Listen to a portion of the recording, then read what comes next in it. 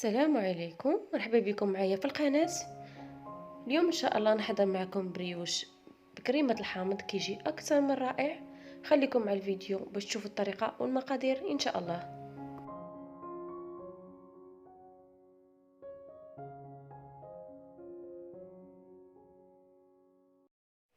اول حاجة غنبداو بالمقادير ديال الكريمة. عندي هنا واحد الكاس كبير ديال الحليب، ما يعادل واحد ربع ديال الحليب، وعصير حامضة يعني حامضة صغيرة، واصفر بيضة. عندي واحد المعلقه كبيره ممتلئه بالكريم باتيسير، ممكن تعوضها بالنشا. وعندي واحد 3 المعالق ديال سكر سنيده. غادي نخلطوا هاد المقادير كامله، اصفر بيضه سنيده ولا كريم باتيسير. غادي نحركهم مزيان وغادي نضيف لهم عسل حامض. غادي ندمج هاد العناصر جيدا وغادي نضيفهم على الحليب، وغادي نديرهم فوق نار العافيه تكون مهيله مع التحريك المستمر.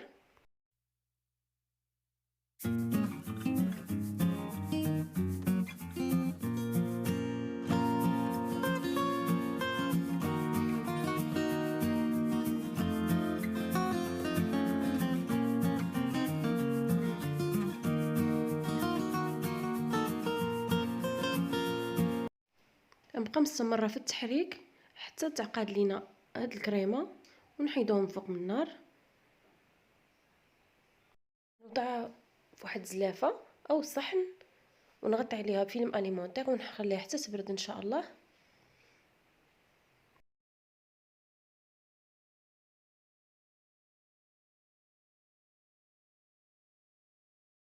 غادي ندوز باش نحضر العجين. انا خديت واحد الكاس ديال العنبه ديال الحليب اللي دفيته،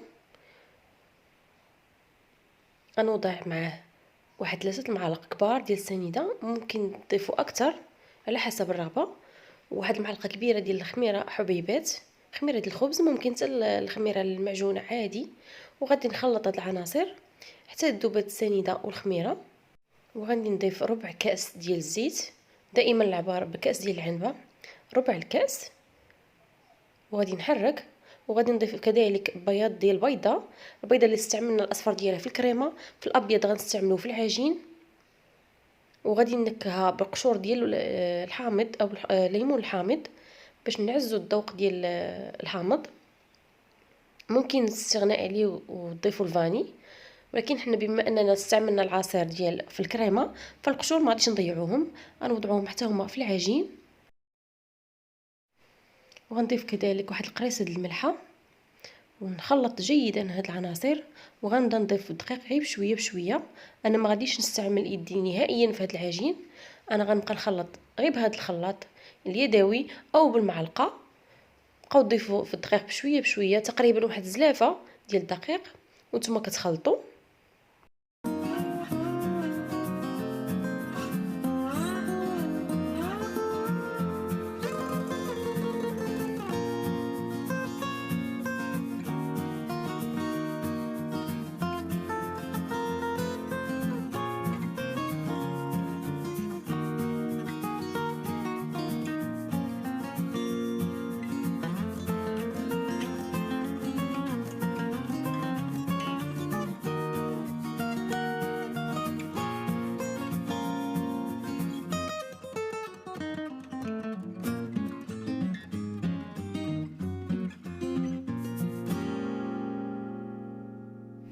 ضروري العجين ديالكم تخلوه مرخوف على هذا الشكل.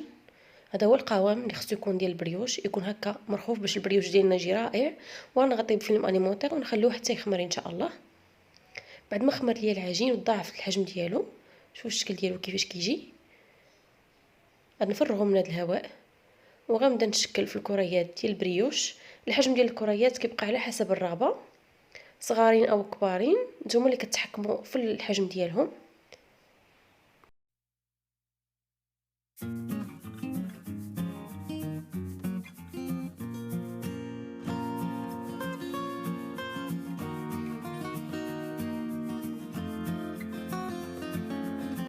بعد ما شكلت الكويرات ديال البريوش، غنوضعهم في واحد صفيحه الفرن اللي مفرش فيها البابي كويسون.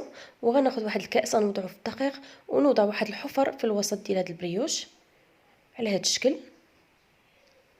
وغادي نملأ هاد الحفر بالكريمه ديال السيترون او كريمه الحامض. الفران مسخن يطيبوا من التحت ان شاء الله، ونهبطهم باش يتحمروا من الفوق. بعد ما كملت الملء ديالهم بكريمه الحامض، فانا خديت اصفر بيضه مع قطرات ديال الخل، وغادي ندهن الجوانب ديال هاد البريوش، وغنزينهم كذلك بالحبيبات ديال الشوكولا. التزيين كيبقى على حسب الرغبه، ممكن تستعملوا الشوكولا او تستغناو عليه على حسب الرغبه ديالكم.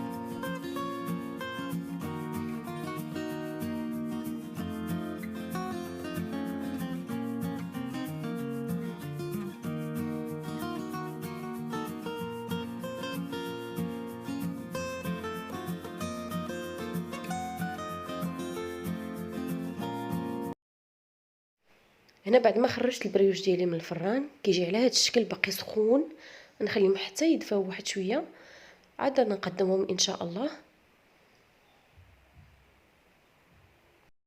هكذا كيكون الشكل النهائي ديال البريوش ديالنا.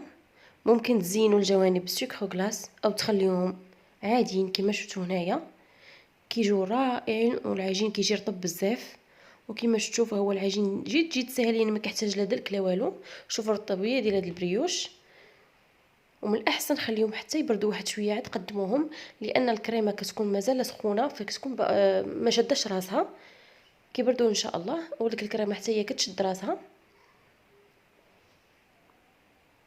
واللي اول مره كيشوف القناه ما ينساش الاشتراك في القناه وتفعيل الجرس باش يتوصل بكل جديد ان شاء الله.